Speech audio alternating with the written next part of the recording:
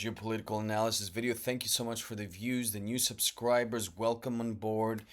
We got a new exciting things to discuss today. Silver. Somebody asked about silver. My thoughts about silver.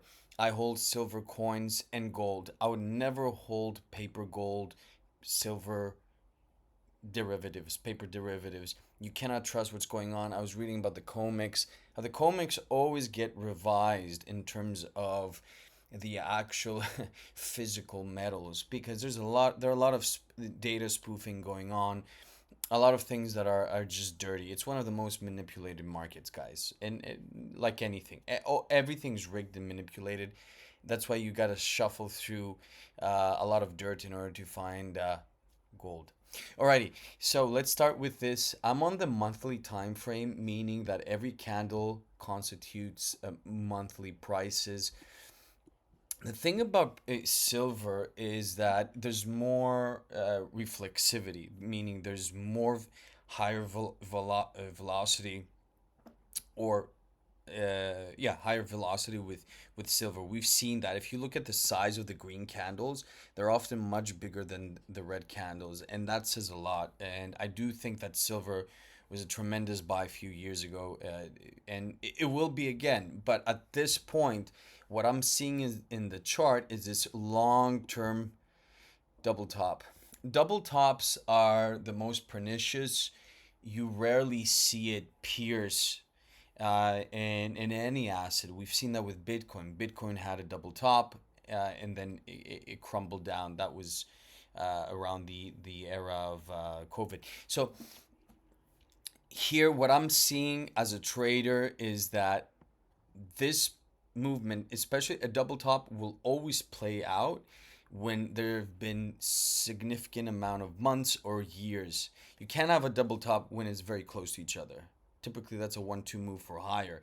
But in this case, we're seeing that silver is really fighting to surpass that 49, 49, 48, 50 level.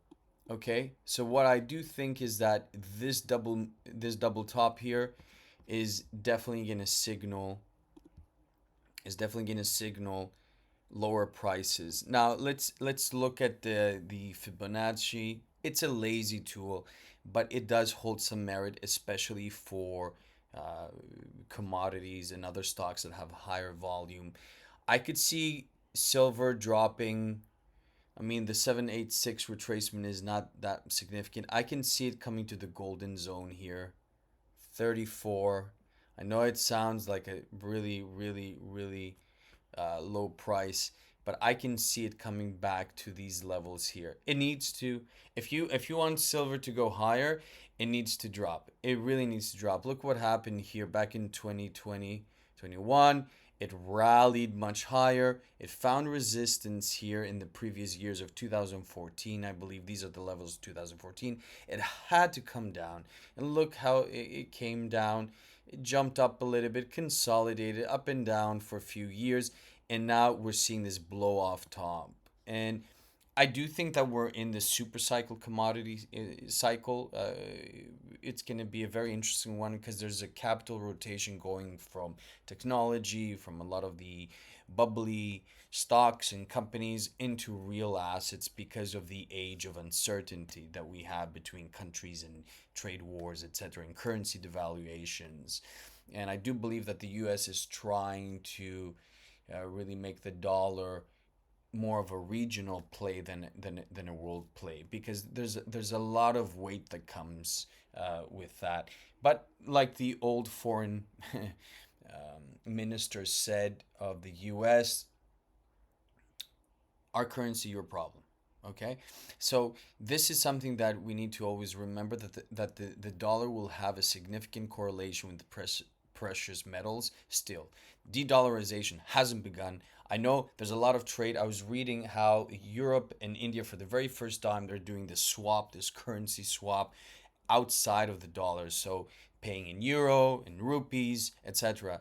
So this is an interesting time to hold silver and gold. If you've been buying up in these levels. Just be wary. If you're looking for a very long term, then that's great. I do silver going much higher, but in the short term, it has to come down. It has to consolidate. Has to build momentum. New money has to come in. I wouldn't be buying personally in these levels. I think that silver has temporarily topped, but then again, we live in an era where a lot of crazy things might take place, especially with money printing and rates coming down.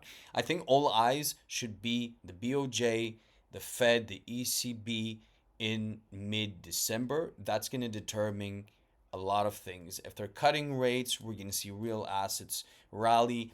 If they're not cutting rates and they're holding back because they're afraid of inflation, which we've been seeing inflation is coming down, then we might see these assets just further consolidate, drop a little bit. Who knows? We live in a very precarious time, but I definitely think short term, in my opinion, silver has topped temporarily. It needs to consolidate lower. Thanks so much for watching. I hope you guys enjoyed this video. To all my silver fans, please subscribe, like, and comment whatever else you want me to analyze here. Cheers.